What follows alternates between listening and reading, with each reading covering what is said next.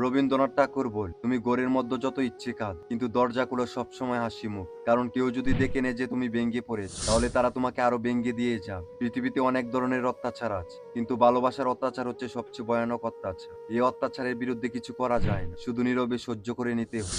প্রতিটি মানুষের ধ্বংসের প্রধান কারণ হচ্ছে নিজেকে জ্ঞানী আর চালাক মনে করা। কেউ ছোট হতে পছন্দ করে না, সবাই অপরের ঊর্ধ্বে থাকতে চায়। দেখো, যে মানুষটি তোমাকে সত্যি ভালোবাসবে সে সবসময় তোমাকে চোখে চোখে রাখবে, কারণ সে তোমাকে কখনো হারাতে চায় না। যে মানুষটা তোমাকে আদর দিয়ে যত্ন করে ভালোবেসে আগলে রেখেছে, সে মানুষটার অভাব তুমি তখনই বুঝতে পারবে যখন সে মানুষটা তোমার জীবনে থাকবে। পৃথিবীতে যেখানে এসে তুমি সেখান থেকে তোমার ধ্বংস আরম্ভ হোক, কারণ সেখানে কেবল তুমি থেমেছ, অন্যরা থামবে না। সময় খারাপ হলে সবকিছুই খারাপ ঘটে, এমনকি যে তোমাকে ভালো বোঝে, ভালো জানে, সেও দূরে চলে যায়।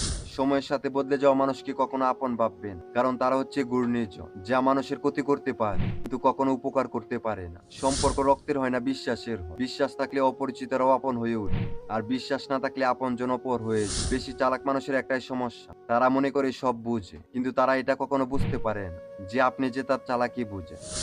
আজ এ পর্যন্ত, সবাইকে ধন্যবাদ।